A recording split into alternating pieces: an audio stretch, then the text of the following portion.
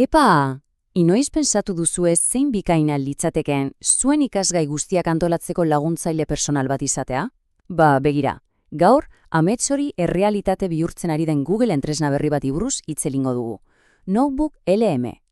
Adi egon, honek irakasteko modua alda dezakelako. Baina goazen hasieratik, zergatik da gain garrantzitsua horrelako tresna bat?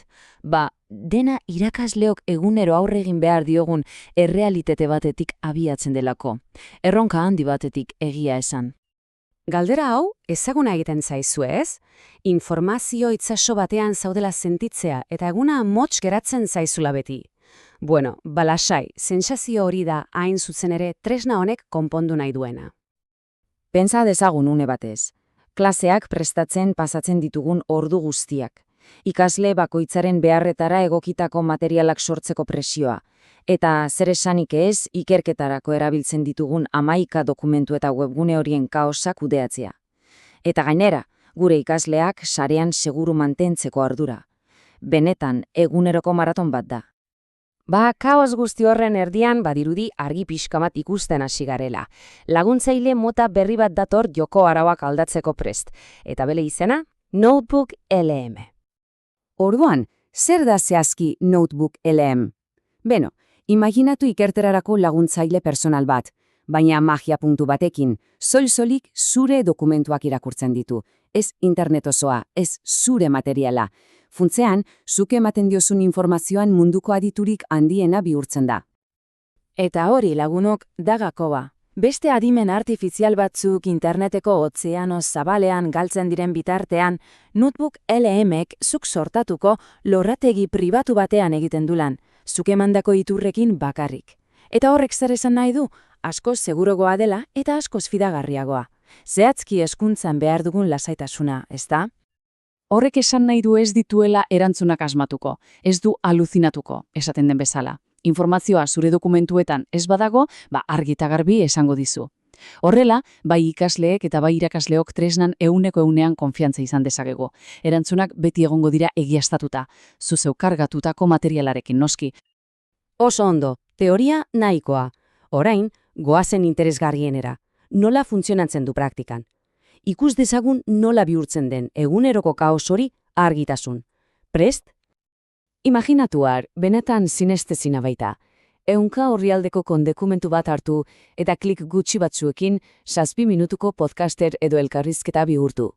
Irakasleontzat hau iraultzailea da. Pentsa, historia klase baterako tekstu akademiko astun bat podcast bihur dezakezu eta ikasleek autobusean entzun dezakete. Eta ez pentsa testuekin bakarrik funtzionatzen duenik, Begira zer onartzen duen. PDF-ak, Google Drive-ko dokumentuak noski, baina baita webguneen estekak, YouTube bideoak, edo baita audio fitxategiak ere. Hitzaldi bat edo dokumental baten gidoia automatikoki laburtzeko aukera ematen dizu. Aukerak benetan amaigabeak dira. Eta zer esango zenukete tresna berak zuen materialetik abiatuta, galdetegiak eta ikasteko gidak sortuko balitu? Bai, ondo entzun duzue. Zuk informazioa eman eta berak lan egiten du. Eta prozesua haur jolasa da, benetan. 1, zure materiala igo. 2, sortu galdetegi bat, eskatu. 3, zailtasuna egokitu. Eta 4, listo. Minutu gutxitan, zure ikasleak ebaluatzeko tresna prest duzu. Pentsatu une batez, zenbat denbora aurreztu dezakegun. Baina gehiago dago, peixa. Bideo laburripen bat sor dezakezu, edo gai konplexu bat ulertzeko kontzeptu mapa bat, edota azterketarako ohiko fitxak. Hau irakasle baten labana suitzar digitala da zalantzarik gabe. Bale, funtzio praktikoak ikusi ditugu, baina zer suposatzen duen guztiak hezkuntzan etorkizunerako?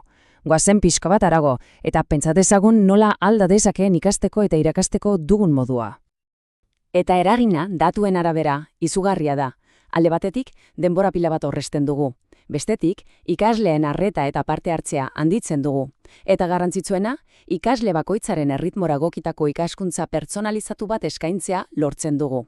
Hauek bai direla, hezkuntza eraldatzeko zutabe sendoak. Azken finean, denok irabazten dugu. Irakasleok lan errepikakorrena automatizatu dezakegu eta horrek denbora ematen digu benetan garrantzitsua den horretan zentratzeko, sormenean eta ikasleekin egoten. Eta ikasleek, ba 30 monborduz eskuragarri duten tutore pertsonal bat aukate, inoiz pazientzia galtzen ez duena. Orain arte teoria eta adibideak ikusi ditugu, baina zati interesgarriena orain dator. Orain, zure txanda da. Nola erabiliko zenukezuk tresna hau zure egunerokoan?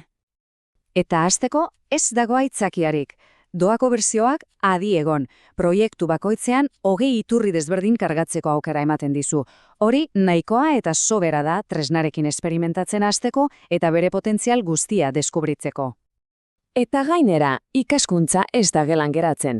Mugikorrerako aplikazioarekin sortu dituzun audio laburpen horiek zurekin doaz poltsikoan. Pentsa, historia ikasgaia errepasatu dezakezu korrika egitera zoazenean edo erosketak egiten dituzun bitartean. Ikaskuntza zure bizitzero moldatzen da, eta ez alderantziz. Eta honekin galdera bat botatzen dizuegu. Tresna hau ez da soilik informazioa kudeatzeko modu bat, sormenerako mihize zuri bat baizik. Beraz, zure jakintza eta zure materialak erabiliz, zer gauza sinestezin sor dezakezu zure hurrengo klaserako. Etorkizuna horazten da, zure esku dago.